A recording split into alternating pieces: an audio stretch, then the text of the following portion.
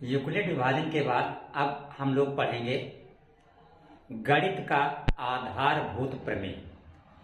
तो गणित का आधारभूत प्रमेय क्या है कि किसी भी प्राकृतिक संख्या को उसके अभाज्य गुणनफल के रूप में लिखना, यही कहा जाता है गणित का आधारभूत प्रमेय। और यहाँ पे संख्याओं का क्रम जो है वो कोई मायने नहीं रखता है, कोई महत्व नहीं रखता है। यहाँ पे लिख दिया है हमने कि गणित का आधारभूत प्रमेय किसे कहते हैं? प्रत्येक भाज्य संख्या को अभाज्य संख्याओं की घातों के गुणनफल के रूप में लिखा जा सकता है। संख्याओं का क्रम कोई महत्व नहीं रखता। ये मतलब है आधारभूत प्रमेय का। जैसे मान लो कोई एग्जाम्पल है, ये कोई संख्या है 60। अब अगर आप इसका गुणनखंड लिखें तो क्या करेंगे आप? भाई 60 में सबसे पहले 2 से भाग जाएगा 30, फिर 2 से भाग करें 15, फिर 3 से भाग करें 5 और 5 से भाग करें 1। तो जो 60 का गुणनखंड आया, इसमें 2 कितनी बार है? 2 बार। तो लिखेंगे 2 की घात 2 गुणित 3 कितनी बार है? 1 बार। तो 3 की घात 1 गुणित 5 कितनी बार है? 1 बार। तो 5 की घात 1। तो ये 60 एक प्राकृतिक संख्या है। ये उसके क्या है? अभाज्य गुणनखंड। बात क्लियर हो गई कि किसी भी प्राकृतिक संख्या को उसके अभाज्य गुणनफल के घातों के रूप में लिखना ही आधारभूत प्रमेय कहलाता है। और इसका प्रयोग कहाँ करते हैं? इसका प्रयोग करते हैं कि किसी संख्या का अभाज्य गुणनखंड करने में। ये इसका क्या है? प्रयोग है, उपयोग है। आप इसको बोलिए उपयोग।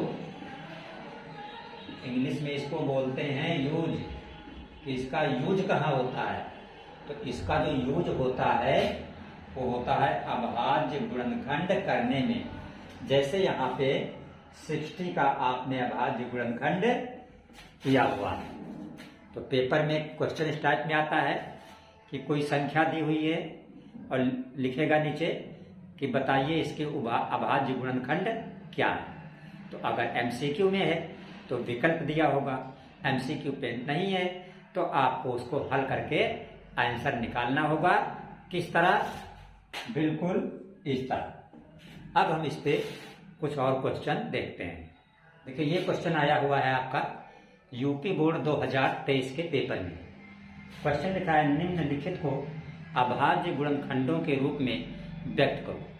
तो यहाँ पे 2 संख्याएं हैं, एक है 140, दूसरा है 3825। तो हमने लिखा 140 बराबर के आगे क्या लिखेंगे? 140 के अभाज्य गुणनखंड। तो इसको हम रफ में करके देखेंगे।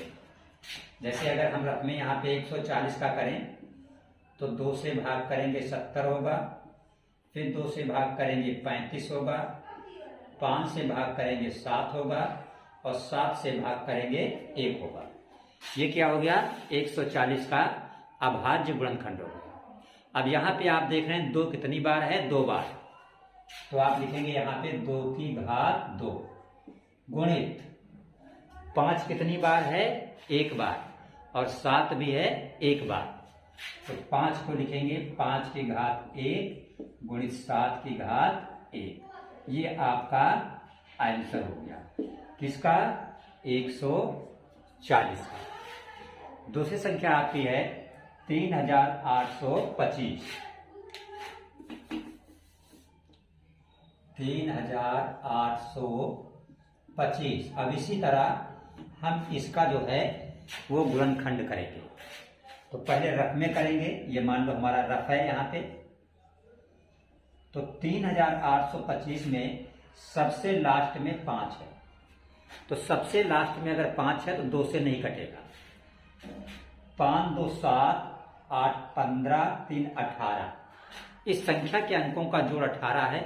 18 3 से कटता है, इसलिए संख्या भी 3 से कटेगी। तो सबसे पहले 3 से भाग करेंगे। 3 एकम 3, 3 दूना 6, 2 8, 3 सत्ते 21, 1 22 और 3 5 जा 50।